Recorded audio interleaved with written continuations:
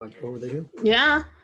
Oh, I think so. Uh-oh, we are going live. Oh, are we live? I think we are. Yay! Okay. Hello everyone. Hopefully you can hear us. Let me kill the sound before that cuts in, because otherwise that is terrible. Hey everybody, how are you doing? Welcome to the Tangent Show number 40. We're like old people now. Whoa, we're like middle-aged. Like over the hill, right?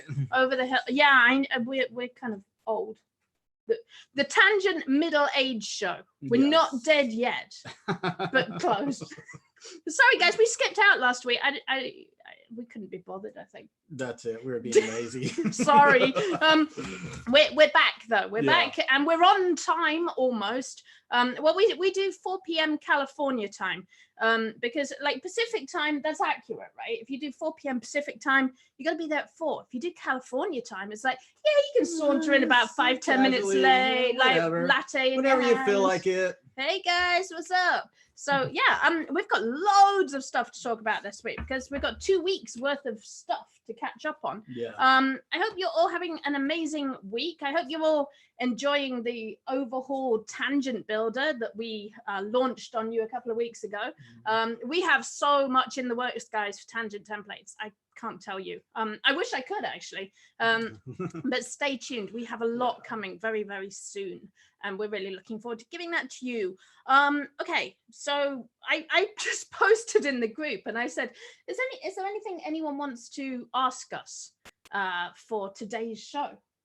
So Dwayne Stevens had a question. Yes, what was his question? We love Dwayne. Dwayne always has some good questions for us. He said, okay, tell me about working with, let me just say hello to everyone. Hi, Beverly. Hello, WBM. Family fun stuff in the UK. Oh, WBM is in the UK.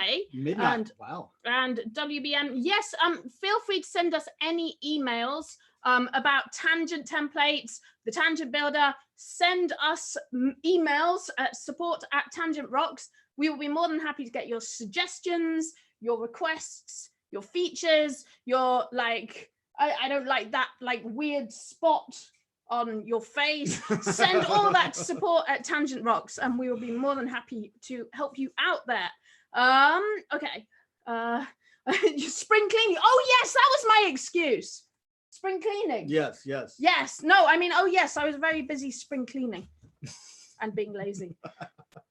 Sorry. You gotta, this is why I tend to not lie, because I can never keep my like facts straight, so I just give it away. So integrity is very important. Okay, so Dwayne Stevens asked a question. It's going well. He said, how is it working with your spouse? Who wins the business arguments?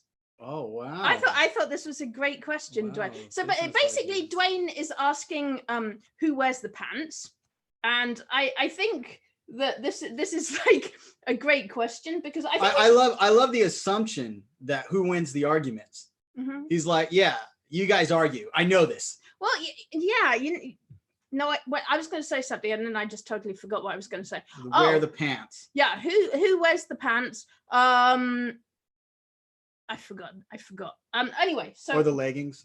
Or the well, I wear the leggings. Well, usually. I mean, I wouldn't say all the time, but didn't you wear leggings to hip hop class the other week? You called them leggings. I don't know. I got them in the men's workout section at Target. So. They're like man leggings. Oh no, I know what I was going to call this. Right. Oh, I was going to say this should be like, remember when we had, what was it, debate corner or debate of the week? Oh, controversy. Controversy of the week. I think this is our debate of the week. Basically, who what wears the pants? Oh, who wears the pants? Yeah, it's a good debate topic. I don't. It just kind of happened. What's your take on this? I don't know. I'm not really. Honestly, it works really well. Obviously, we work together. I enjoy working with Katharyne. It's a billion times. I don't have a knife to your throat. I'm not like. Right. Gun to my back. Well, okay. So here's the thing. Like, I guess this kind of started off as my thing, because you you had a job. You were like a proper like job person who like had worked in the workforce. I worked in La Jolla. I can see the ocean from my office. You had a swanky office in an upscale web agency making websites for very high profile clients and celebrity chefs and all of that kind of malarkey. And then I was tying my noose in the corner. But you weren't very happy in the corporate workplace. So I don't know if it was corporate. I don't know what it was. What happened? So at that point, point, as a lot of you know, that I was doing treasure hunting, selling stuff on Amazon, making videos, doing YouTube. So this was kind of my thing. And then you showed up. You're like, I quit my job and I'm taking over. Yeah, that was how it happened, basically. But basically, yeah. And no, yeah, no, I left my day job. I said, you know, I'm tired of this place, and I had some freelancing gigs, so I went and I was freelancing for a while, and then around that time, Katharyne, it just kind of happened. I think we started making classes and courses, and so right. Well, right, you started your YouTube channel, which was picking up steam, and then you created a Facebook group, and then people were asking her to make a course. Like, she had no intention of making a course. She just loved the popularity. Are you saying I was a narcissistic ego monster, Isaac? No, I wouldn't say that. I see you. Okay, right, so then basically Isaac came on board, and I guess, like, I mean, Tangent Templates kind of emerged out of our Curate course. Right. So we made a few courses, and you know, the courses definitely pushed us to be more creative. Right. It definitely pushed Katharyne for more research, and me as a developer, I had to go and see what else we can do with what we've started building. So it's kind of funny. Like, I feel like it kind of went from, like, I don't know. I guess I used to sort of have more of a sort of vision and point it more, but I feel like now you've kind of moved more in with that, and I'm actually like really happy about it. I think it's kind of a good thing. And I mean, you have the skills, basically. You have like the tech. Like, I think what makes Tangent Templates is that you know what you're doing. This isn't like, hey, we've just outsourced this to India and we're trying to copy someone else and we're doing this. It's like you kind of came in here. Yeah, I built it from the ground up. I didn't have anyone to follow or look after. There was nothing else that existed at the time like it. And so, yeah, it's been awesome. You're a pioneer. I think the other thing that like has really worked for us, and this sounds super cheesy, but you know, guys, we talk about improv a lot. And like the first thing you learn in improv is like, say yes to things, say yes. And so you, wow, someone's husband is not as nice as Isaac is to us. Thank you, Diana. I appreciate it. Yeah, Isaac's awesome. I love Isaac very much. We're very, very happy. Like, we bicker, but we're very happy. So the first rule of improv, right, is you say yes and. So if someone says, we're on a spaceship, they say, the other person says, yes, and we're flying through the Milky Way galaxy. Right. And so you kind of, you fight the urge to say no. Because often what happens in life is someone goes, let's do this thing. And you immediately go, oh, I don't think I want to do that thing. Oh, can we not? Can we not? That sounds difficult. And I think we met doing improv. So we kind of had this thing of just saying yes to stuff and doing like wacky, like whatever we thought about doing. We're like, okay, let's give it a try. Let's see how that goes. And I think we've kind of held on to that in business, like, honestly, and this sounds super cheesy. But like our coloring book course, I think is probably that was a really different idea. When I had it, I was like, hey, has anyone talked about doing out coloring of all books? The projects we did, she presented the idea, let's make an adult coloring book course. And I was like, are you crazy? Like, what? A course about coloring books. Right. And so she did a ton of research. But you didn't say that. You were like, really? Okay, well, right. Let's see how it goes. Yes stand it. Because... No. And then I said, well, okay, if you were going to make coloring pictures, how would you do it? And so we tend to just like, I think I usually have like an idea. And then I come to you and go, is this possible? How would we do it? And you're like, oh God, no, that sounds really horrible and difficult. And then you go, okay, let's see how we would do it. Right. And then we kind of play around with an idea and see if it's feasible or if it's possible. And if it is, then we start, okay, what are the steps we need to do to make this happen? Right. And honestly, we don't really fight about business. Like, we don't really fight much in general, but we tend to not fight about business just because we usually are willing to give each other's ideas a go. And so, like, if someone has a big idea, I mean, sometimes you have the big idea, sometimes I have the big idea, and whoever has the idea, it's like, okay, let's see how this would go. Let's try it. Let's explore it. And then it usually takes us somewhere. Yeah. I mean, usually we'll both present ideas and we can both tell which is the better idea. And that's the one we're going to go with. Yeah. Anything marketing. I put a lot of my marketing trust.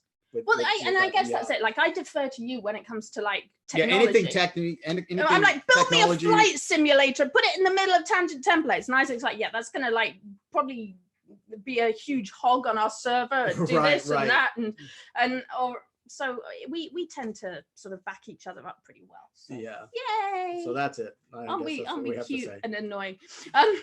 Yeah. Okay. So there you go, Dwayne. I wear the pants basically, so just putting it out there.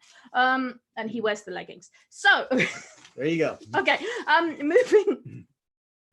Moving on. Gosh. Oh, what? Oh, did anyone go to the Amazon keywords webinar this morning? That was interesting. Actually, it was pretty good. There was an Amazon advertising keywords. Or an Amazon advertising webinar, and today it was about keywords. So it wasn't about like KDP keywords, it was about keywords on advertising. And that was pretty fun. I put a handout in the KDP group, so if you want to learn more about it, we actually did take, I hope Amazon don't get mad at me, but I took the sorry, I'm clicking through things. Took the handout that they gave. It was like a 25-page handbook, and so I uploaded that into our group, so it's in the files section there if you want to learn more about keywords in advertising. I think this was the one that I just thought was like, this is Amazon's advice on how to find keywords, and they said, so be specific, protect your brand, and this one made me go whoa. Include your brand name to help build brand awareness and defend top search spaces. Like, this starts to sound a little bit Godfather to me. Like, they actually put protect your brand. So they're basically like your brand name. Yeah, you should put by advertising just to stop other people advertising using your brand name. I thought it was pretty interesting. So yeah, it was a good webinar. They taught, it was kind of a beginner's guide to pretty much like Amazon advertising. Okay. So definitely worth a watch, or just go and read through the handbook if you missed it. So yeah, I put that in the file section of the group. What else is going on this week? Oh, Patreon are doing something interesting. Patreon are starting, they're calling it Patreon Capital. Mm-hmm. So if, I don't know if any of you are using Patreon, but Patreon's basically a way of like making money off your followers. If you have a community, if you have a YouTube channel, blog, whatever, you can like put content out there and get your Patreons to donate money, or I don't know if they call it donate, but give you money basically to keep you making content and putting good stuff out there. So it's really good for artists, educators, people who make classes, courses, videos, all of that kind of thing. A lot of YouTubers tend to use it. Yeah, and they are putting out, they're starting a new program called Patreon Capital. So I think the idea is they're going to start lending money to people who they think are really good Patreon members, really good influencers, and who are worth kind of betting on. They're going to start lending them money to make content, which I think is really interesting. It kind of, so I've been kind of a fan of PayPal's working capital. I've used that a few times in the past. And honestly, I think it kind of helped us build our business to some extent, especially when I was selling more on Amazon, especially. But PayPal have a working capital. And what I like about it is when money goes into your PayPal account, PayPal basically take a portion of that. So you kind of keep paying it off as you make money. Yeah. So you get used to it. And I kind of like that. So I do wonder if Patreon are sort of following a bit in PayPal's shoes there. And it's smart, really, I guess. If you look at who your most successful customers are, you can kind of bank on them. Yeah, I think it's a great idea. I think, especially with video, timing is very important. Mm-hmm. Like if there's a meme or something, you want to hurry up and get a video out there. And so having the funds to produce a high quality video at the right time is crucial. And they know that they have a set amount of people that are donating to them or giving them money every month. So it's like fixed income in some way. Right. So it honestly, it seems like a great deal, both for, the people that are participating in the program and then Patreon, the company itself. Yeah. So I think that's pretty cool. I was just laughing at Felicia. She says, your abuela had a handgun in her purse at KDP and I pulled over to refill my coffee and the rest. Oh, wait, what? I don't know. I think your grandmother like made me Phil her coffee, and then we hooked up. And that's our story. That's our our origin story. Sounds legit. Okay. Felicia, no, she was there. She sees everything. By the way, Jeff said, "Give me $100, say yes." And just when he said that, you said yes. Oh, whoops. So I don't know. He like tricked us. Wait, so I've got to give Jeff $100? I don't know, man. Can it be like gold, like chocolate? Gold. I'll go to like Dollar Tree and get like one of those like $100 like chocolate things for $1. There we go. Gee, are they like Dollar Tree just like counterfeiting money? Is that the thing? It's like, here's your chocolate money. Okay, what else? Okay, let's chocolate is gold. Moving on. Oh, you know, I've had this one on my list for the last 2 shows, and last week we missed a show, and the week before we didn't do a show. I didn't do a niche hunting last time, and I wanted to do Google Doodles as my niche hunting. Hey, so that's a great idea. Did you know you can go back and see all the Google Doodles? I probably did at one point. It sounds like a dog, doesn't it? If you say, honey, can I have a Google Doodle puppy for Christmas? A Google Doodle. And yeah. Sorry, I thought you were going to say something. No, okay. So Google Doodles, you can go back and actually look at all the doodles from the last, like not just the last year, but from a lot of years. And I was thinking about this. This is such a good way to go and kind of get an idea for what to do like this year. Just go back and see like what the popular dates were and what the interesting things were from last year. And it's pretty cool because if you really start browsing through this, you start finding some really interesting holidays and events, like Grandparents' Day. Oh, in Pakistan, Grandparents' Day in Pakistan. But, I mean, I just found I was kind of browsing through this and found all kinds of things. Teachers' Day in various countries. Like you can make what about a gift journal for Teachers' Day? So you could have like, I love my teacher, happy Teachers' Day. I don't know. There's a lot. Sylvia Plath's 87th birthday. Happy times. So I don't know like that much about Google Doodle. A lot of these seem to have like a lot of different countries. Is it different for each country, the doodles? I think so. And I think you can filter through just like the doodles that were shown? Yeah, you can. I think, look, you can search through them. I think you can browse the archive and you can look for different like languages. Yeah, I think you can. So I think you can hunt through this a bit more. Pretty cool. And the other thing that's really nice about this is that you can actually go and get more information about it. So like, I don't know, you want to find out more about Valentine's Day, you can click here and it tells you about the doodle. It tells you where these holidays are popular, so you can see where you should be marketing like Valentine's Day books. And also it gives you like history, what Google were doing in sort of Valentine's Day over the last 20 years or so. I think it's pretty cool. Not everything is public domain. A lot of the Google Doodles are about people who are still alive or have only recently died. So you may want to sort of do your research on whether or not you can talk about them in a book and what you can say about them.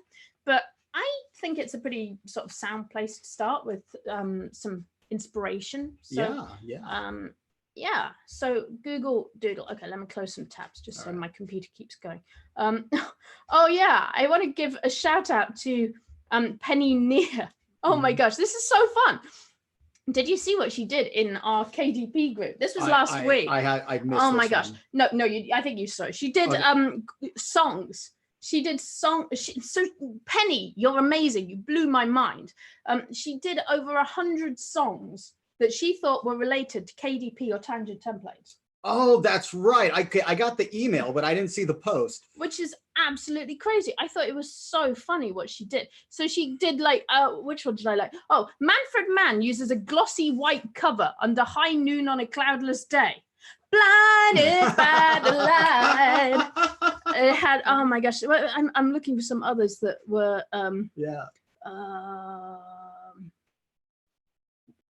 when you buy tangent templates and sit for hours making books, comfortably numb. That's me at the end of a work day, right? I thought these were great. So anyway, that was it. She had over 100.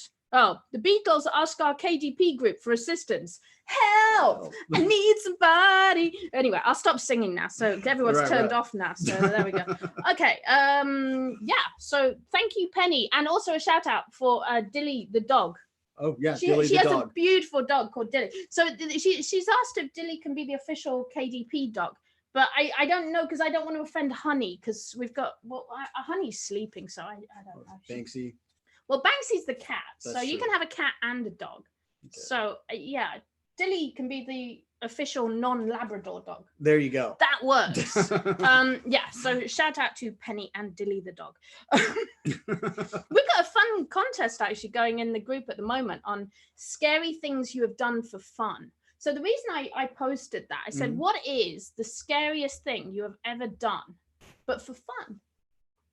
And so people were posting their answers, and I thought that was such a good like niche hunting question because people are saying like skydiving. Oh yeah. We said improv. Yes. A lot of people, it's like improv is kind of scary when you get up there and you do some making YouTube videos. Could be I don't care anymore. I used to. At one point I was like, oh, I'm gonna do a video. Now it's just like, okay, oh wait, are we here? Okay, hi everyone. What was the scariest thing? You said riding a horse. I said riding a horse. I think that was it. But actually, there was one actually scarier, and we figured we'd save it for the show. Oh yeah, so I forgot. Well, honestly, I think I kind of blanked it from my memory. Yeah, so this is probably the scariest thing we've done. Probably also the stupidest thing we've ever done. Yeah. So we used to go geocaching, and that was like a thing. We really used to like, before we had treasure hunting, before Isaac left his job, when I was just kind of a layabout, we used to go geocaching for fun. And there's a big old mountain just down the road from our house, actually, called Black Mountain. And we decided to go geocaching on Black Mountain. And we went up to the top. And it got to about like 5 p.m. We were taking pictures, taking loads of selfies. It looked cool. It was like a mountain. It was all warm and sunny and deserty and nice. And then it started to get dark. And because we'd been spending all day taking selfies, we realized our phones were down to like nothing. And yes. I think your phone had died and mine was on like 1%. Yeah, and there was hardly any reception because we were up the top and of the we were hill. up the mountain. And probably about 3 miles up the mountain. I don't know how long it is up the mountain. And then basically we were walking down the mountain. It's starting to get dark. Our phones are almost dead, so we can't use the flashlight. And then no, we were looking for a geocache. Yeah, that's it. We've got stuck now, for those of you that don't know what geocaching is, you can go Google this. But basically, people place like random objects like all over the country, all over the planet. They hide them. They're like everywhere. In any park, there's probably a geocache. Once you discover the world of geocaching, it's like a huge eye opener because there's just random stuff all over the place.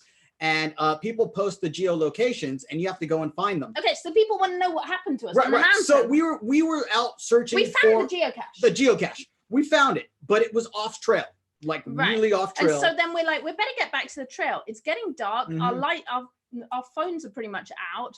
We don't really have any light. We better get hurrying back. At that point, we suddenly heard a really loud rattle. And realized that you were about like, in fact, I was like a foot away from a rattlesnake, and it was coiled, and it was starting to do the tail shaking. It was really loud, and it was shaking, and it was like. And what did you do, Isaac? I bailed. You bailed and left me beside a rattlesnake. No, I said because one of us is gonna fall if we don't do this right. We fall, and if we get bit, that's probably it because it's about 40-minute walk downhill. To get to our car, and our phones are hardly working. And it's dark. So I made a leap of faith and jumped from point A to point B, and I'm like, get over here ASAP. And that's your story. I'm saying he ran, and then I ran after you. But yeah, it was you ran in a very heroic fashion. Right. By the way, the rattlesnake was 4 inches from my foot. Because I remember seeing it. I saw it too. It was right there. It was right next to my foot. And I was just like, yeah. So anyway, and then we realized like the whole freaking mountain was covered in rattlesnakes. So it wasn't just that snake. The whole mountain was covered in rattlesnakes. So we just tried to get as quickly as we could down a mountain in the dark with dead phones, freaking out about rattlesnakes. Yes. We learned some lessons on that day. That was the last time we went geocaching. And that was the end of our geocaching adventures. So I think that was probably the scariest thing we ever did for fun. But yeah. Right. So, and a little tidbit more. This mountain is probably about 4 miles from our house. Yeah, it's not too far. Right. And so since that period, we've had a few rattlesnakes in our own backyard. That's like an ongoing issue then. Okay, so there we go. That was our story of the scariest thing. But honestly, geocaching, good niche. Just warn people, maybe like rattlesnake fighting, that would be a good niche. Like I'm starting to see some niches. Just geocache in urban areas. Don't go out in the middle of a hiking trail, and especially don't go off trail to find a cache, because that's just low. Yeah. And maybe like bundle your books with a flashlight as well. That would be good. And also snake bite kit would probably be a good idea as well. Cool. Okay, moving on. Oh, I wanted to mention Easter. Hey, Easter is coming up. It's on April the 12th this year. What reminded me actually was looking at the Google Doodles about Valentine's Day. So we've just had Valentine's Day. I probably should have done more on Valentine's Day, because people were doing like, oh, things you should know about marketing for Valentine's Day. You know, basically the secret of Valentine's Day marketing is sell two of everything, his and hers. Like Valentine's Day is basically an excuse to sell two of anything, whatever it is. Like, oh, here's my like tumbler. Here's my t-shirt, his and hers t-shirts, his and hers journals. That's like how you double your sales for Valentine's Day. So like all the big secret of Valentine's Day, that's it. But Easter is coming up. And I think like people are like, oh, Easter's a weird one. Do people really buy books for Easter? So I found this site actually that actually had, there's a lot of actuallys there. Actually, I found this site and it had a list of facts about Easter, which I thought was kind of interesting. And also it's Passover or Pesach. My pronunciation is probably very bad. So that's another opportunity around Easter time. But this has some sort of ideas about Easter. Eggs. Americans spend $1.9 billion on Easter candy. So it's the second biggest candy holiday after Halloween. So people buy more candy for Easter than for Christmas. Okay. Which actually I've found kind of, I think British people love buying candy for Christmas. It's kind of funny. We buy like big tins of chocolate. Oh, okay. 70% of Easter candy purchased is chocolate. 76% of Americans think the ears of a chocolate bunny should be the first to be eaten. Egg dyes are once made out of natural items. Oh, my grandpa, when I was little, my grandpa dyed eggs with me with onion peel. Oh, really? It's a thing. You can soak eggs with onion peel. Okay, and it's homeschoolers, it's a good tip. Dyeing chickens. That's horrible. That's kind of sad. Like dyeing baby chickens to make rainbow baby chickens. Wow. The first, I sense public domain here. The first story of a rabbit, later named Easter Bunny, hiding eggs in a garden, was published in 1680. Oh, I didn't know when. That's very public domain. Wow. Well, it goes back to Jesus. Right, I'm talking about the rabbit. Well, there wasn't a rabbit in the Bible. Was it Sunday class? Come on. wait, Jesus wasn't friends with the Easter Bunny? What are you telling me, Isaac? You ruined my life. Right, he was hanging out in the garden. What's up, Doc? Right. That's how it went down. Okay. Yeah, I don't listen to this guy over here. Oh my gosh, I've just offended everyone. This is terrible. Okay, Easter, you have Lent. Ooh, like giving stuff up. Now, oh my gosh, guys, Lent. That is an opportunity for a book. Like, what are you giving up for Lent? Log it in your book for like a 40-day journal. Boom. You could make a planner for Lent. That would work. Holy Week, the White House Easter egg roll. Okay, so just what I would do with this is kind of like maybe word associate and just sort of think about ideas. We've got chocolate, we've got dyeing eggs and crafts. So you could do like Easter crafts, you can do religious books, you can have Easter songs.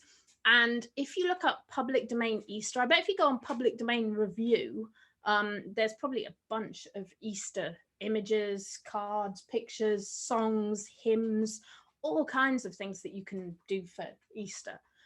So yeah, I just want to throw that out there, just get you thinking about it as we're sort of about a month and a half away. So like the rabbit was hiding eggs in a garden, right? Was that like the first instance of like geocaching? Whoa, that's crazy. Right there, right? He was really just geocaching. Oh, and there were like snakes in the Bible as well. Right. That's what I'm saying. Oh, like, wow. It's all we're figuring out the I world. think I've offended everybody. I shouldn't like have YouTube. There we go. Okay. right. Wait, what were we talking about? Easter? I had something, and anyway, Easter is April the 12th, so about a month and a half away, so maybe a good time to think about books. I also egg hunt books. Can you make like little books for kids to write down how many eggs they found, and sort of I think there's quite a few sort of opportunities there. So I was thinking like activity party books for Easter events, because I remember when I was a kid going to like my grandparents' house, seeing all my cousins, and there'd be like 5 of us, maybe more, and then we would all go like a little. Was Easter your abuela there with a handgun? You know, that actually, that's another story. We'll talk about that later. Okay. But anyway, but yeah, so I don't know. I can see having like an activity workbook for like a party or something that complements an Easter party. I like it. Easter party book. Yeah. Oh yeah, your Amazon book cup. Well, you know what I do? I call up CEOs. Yeah. I'm kind of friends with Bezos. Oh yeah. And I'm like, hey Jeff, what's up? Send me like an Amazon books mug. He's like, you okay? And he's like, yo, Big K, Yeah. I'm all down with the TT. I'm gonna send you. Oh, I'm down with the TT, so I'm gonna send you your mug for KDP, so you can put in it your tea. Whoa. Or your coffee. Well, you just impressed me. That's pretty cool. Well, yeah. Greatest of all time. That's how it goes. Wow, we got the goat over here. you just stop right there. Okay. I'm wearing my hoodie. I can. Right. I've got my rap skills today. No, it doesn't count. One hip hop class. He takes one hip hop class. He buys some Nikes, and now he's freaking Jay-Z. No. Okay. Moving on. Tell me about Davey. Oh, Davey. Yeah, tell me all about Davey. Well, we mentioned Davey before. We were talking about this morning. I think he's probably my favorite YouTuber. I think this guy is just freaking awesome.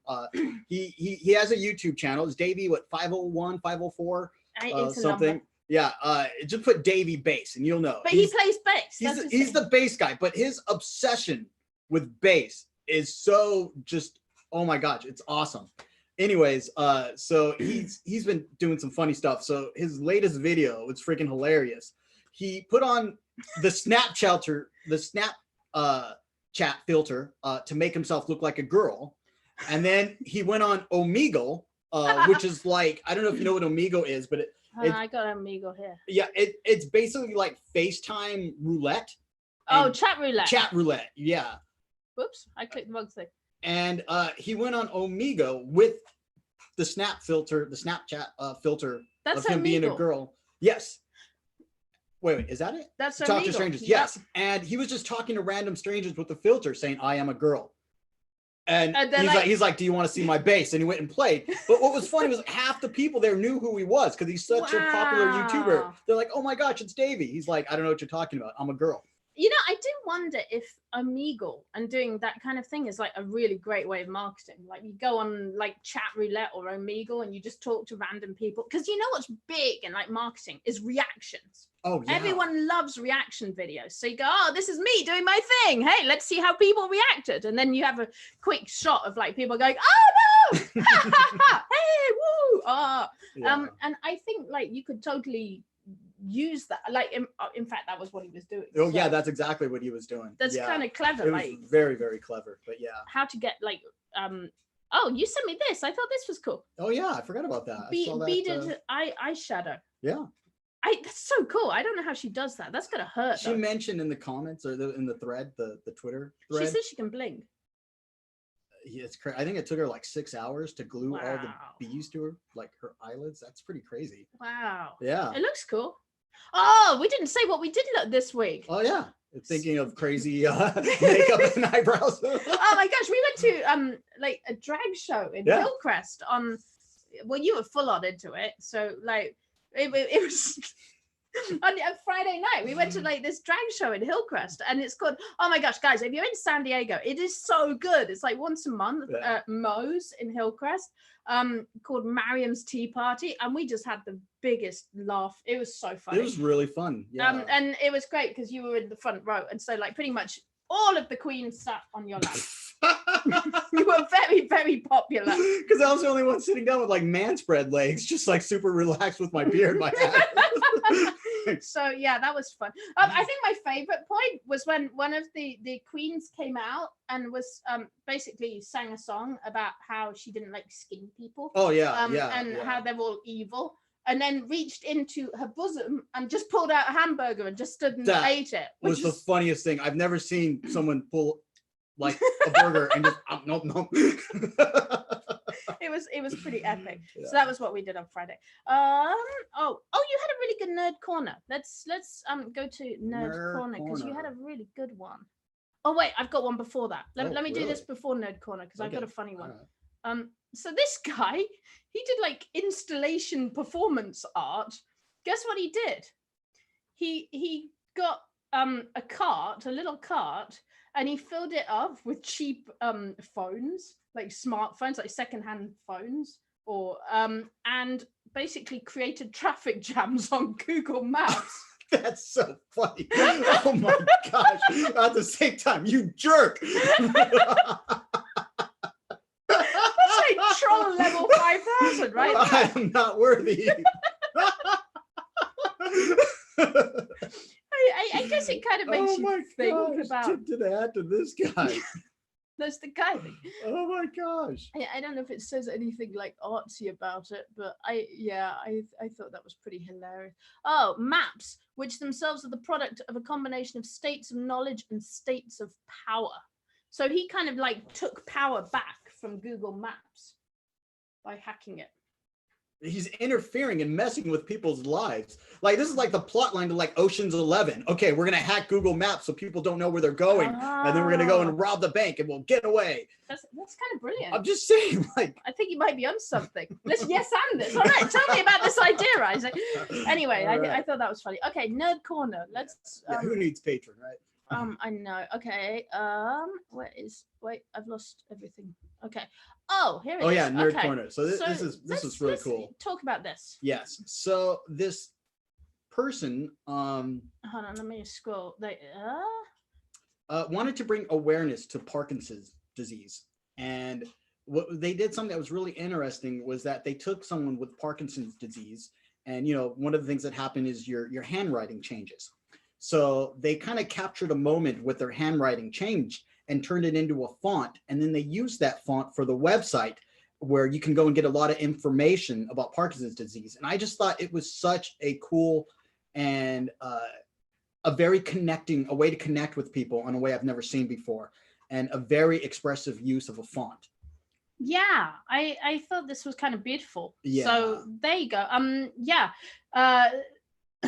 Oh, and they give you actually a form so you can do it for your loved ones as well, so for anyone if you want to sort of preserve someone's handwriting. So I thought that was really interesting, and I also wanted to just build off this slightly to share. Well, I think there's another tool out there, but I've forgotten the name of it. I know we talked about it in our Curate course, but I found this one, Calligrapher, which actually allows you to do just that, to change your handwriting into a font.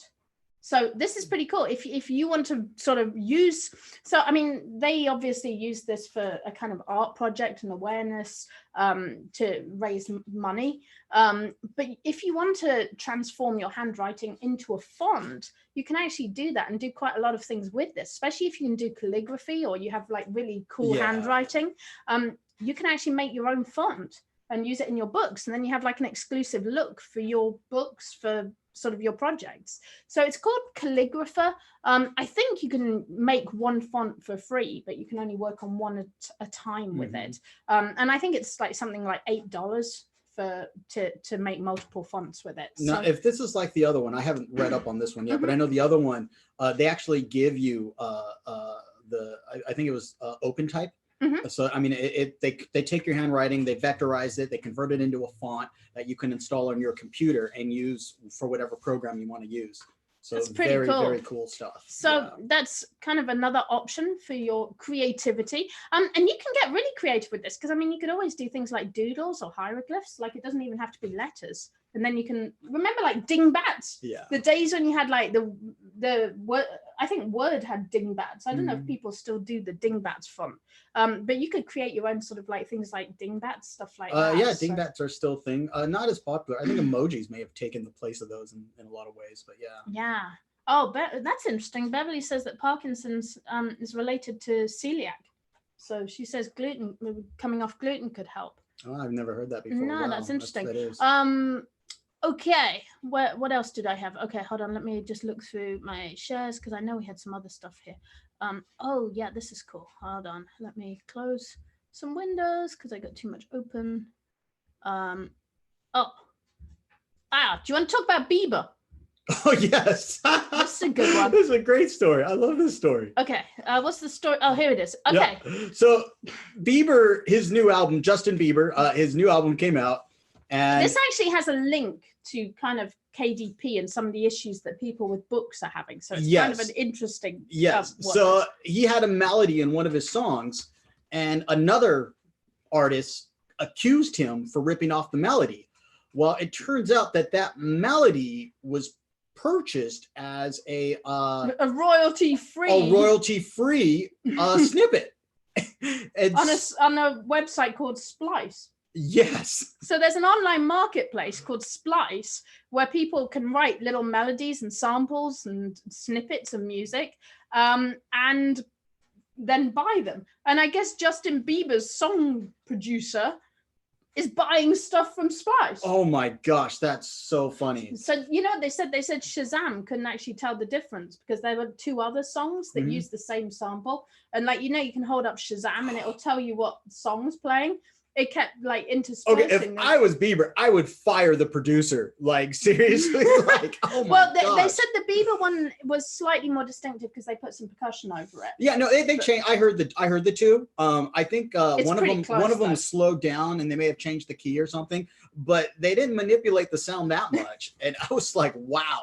Yeah, that's pretty funny. But it's funny because I feel like the same thing is kind of, we see the same thing going on. Well, yeah, I mean, you know, everyone's using Creative Fabrica. There's a high probability that people are going to use the same images, and there could be some issues. It's like, how much copyright is there in curation? It's kind of an interesting question. Yeah. Like if you curate other people's stuff together, it's like, how much do you own the copyright for? And if someone does something similar, it's like, how much does that mess with you?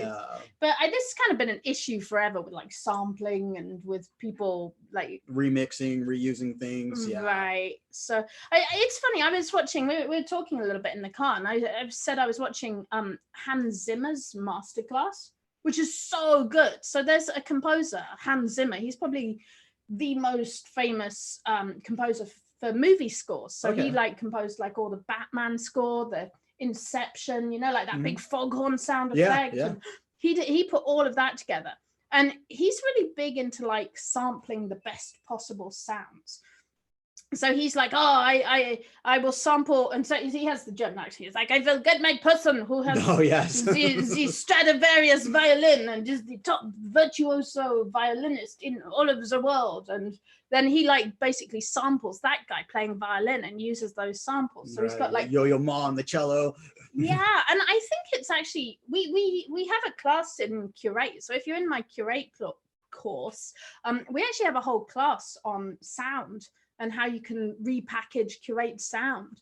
But sampling is really like cool. Like, and I think you were saying when we were talking about this, of like, probably one of the coolest things you can do is sort of find your own sounds. And it reminded me of like Joe Meek, who's the guy that did Telstar in the 60s. And he would do crazy stuff. He would go out to like graveyards in the middle of the night and put out like sound recording equipment to try and get like sounds of ghosts or cats or like whatever. Peter Gabriel, he was one of the first guys that was using a lot of these samples because he had like one of the first computers that can do that. And there's like videos of him, you can see on YouTube, of him smashing a television and recording that sound and then using that sound to sample like for Fleetwood Mac did that as well. Like Gold Dust Woman, they were like just smashing plates of glass. So there was like some biography, and the guys, like, the first time I met Fleetwood Mac, they were just throwing plates of glass on the floor to make the sound effects for Gold Dust Woman.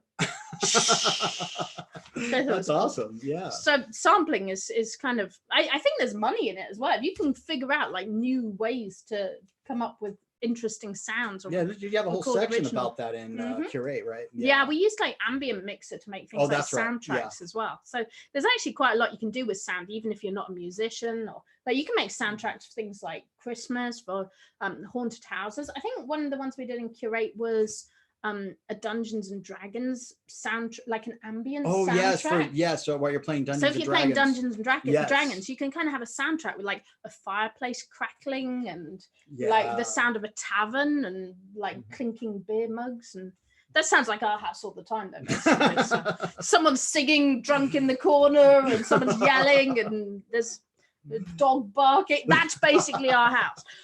Anyway, and a rattlesnake, dangerous snake in the corner. A rattlesnake in the corner coming to seek vengeance on everything. It's we had one. I had a quick one. Actually, this is in the group. I shared this in the group. But the University of Texas, San Antonio, have put online. They've put a huge collection of handwritten Mexican cookbooks. And most of them are in the public domain. They're handwritten, they're from Mexico. I think they were never copyrighted. And I'm pretty sure most of them are in the public domain. But do your research, always do your own research. And I thought this was pretty awesome that you can go and browse through them. And now, is it all in Spanish? Mostly. There is some in English, which I don't know are in the public domain. There's some corporate ones as well, but they're still really, really old. I don't know if it's going to work with Zoom running. Oh, there it goes. Wait, you got to go through the digital one. Anyway, yeah, there it is. That sounds like some pretty cool stuff. Old school Mexican food. Oh, it's because I'm not on the digital page. Anyway, you can click through this. Yeah. I also wanted to say though, like follow the rabbit holes, because if you actually browse out away from the Mexican cookbooks to UTSA, they actually have a whole bunch of other collections of books. They've got military history, they've got women's history. So what you can do is go explore digitized collections, and you can go and browse around here, and they've got a whole bunch of things. I don't know if they're all public domain. Like you do need to do your own investigation to see what is public domain, how you can use it. But there's a lot here. And the great thing is, I mean, honestly, this is why I love public domain, because the more you look around libraries, museums, universities, there's just treasure everywhere. Like there really is so much treasure in the public domain. You can use public domain pictures for anything. Like you can create a book just of pictures, like a coffee table book. You can use the pictures in your planner. You can intersperse them with planner pages. You can add like public domain quotes to a journal. So like someone was asking in the group the other day, like, what do you use this for, Katharyne? And I was talking about Alice in Wonderland, I think, because we were talking about fairy tales. And I said, well, one of the first things I did with, or you did it actually, one of the first things we did with KDP back in Create Space was making just notebooks and composition books that had the original illustrations from Alice in Wonderland on them. That's like back in 2015. And you can do that with journals. You can put like pictures from public domain books into your journals. You can also put quotes and like snippets. I think I did one on Metamorphosis where it just has that's right. quotes. I remember that one. That was pretty cool. And really so cool. you can really like have fun with, like, be creative with public domain stuff. You can adapt it. You can pretty much do anything you like with it as long as it's legal. So I love sort of collections like this, because and be super creative so it stands out, and no one else is gonna. Yeah, it's always good to sort of copy add your what own you're doing kind of thing. rare books collection. See, I can just hang out in this forever. So there's so much on here. Okay, so this made me laugh. You showed me this. So I guess people in the 1700s wrote fan fiction. Yes. And it was like naughty. They wrote like they were like shipping people. And like Gulliver's Travels. They made like Gulliver's Travel erotic fan fiction in the 1700s. People are people. People are people, and they don't change. Things don't change. It's so true. So now I want to like republish fan fiction from the 1700s. I think that would be. Gosh. I think you might be onto something. I saw that. I was like, wow. Like, it totally seemed like it was like a year 2000 thing, like this crazy fan fiction on the internet. But no, they've been doing it since the 1700s, probably prior to that. But yeah. So there we go. I think we have oh my gosh, so we talked about a lot of things today. We did. So we talked about working with your spouse and who wears the pants, which is or who wears the leggings. Or the leggings, Isaac. We talked about, oh my gosh, handwritten Mexican cookbooks, Google Doodles and how to niche hunt there. We talked about Patreon Capital, Easter. We shared some ideas for Easter. We talked about fonts, creating your own font, and how people are using fonts to bring awareness to Parkinson's disease and raise funds for that. Get well soon, Ozzy. Oh yeah. And we talked about Davy becoming a girl and going on Omegle and blowing people's minds. How you could maybe go on Omegle to do some marketing. And we talked about the Amazon keywords webinar. Oh yeah. And the not a protection racket at all. I didn't say that. Oh my gosh, Jeff! I love the mug. Thank you, Jeff. I didn't say anything of the sort. I love Amazon. It's great. Okay, I think we are done. I think I'm going to just stop there. Have a great week, guys. Thank you so much for joining us. We very much enjoyed doing the show today. We will be back next week. We're still working. Actually, I need to get these. I did get all our shows converted to podcasts, and I haven't put them up yet. Why not? I was spring cleaning, Isaac. Gosh. All right. Oh yeah, and Penny. There's Penny. Hey, Penny. We're shouting out pennies. And we shouted out Dilly the dog as well. Yes. All right, guys. Have an amazing week. We love you. We will be back next week. We've got big things happening with Tangent Templates. Hopefully very soon. I'm working my fingers off. Working your fingers off. Have a good one, guys. We love you. Bye.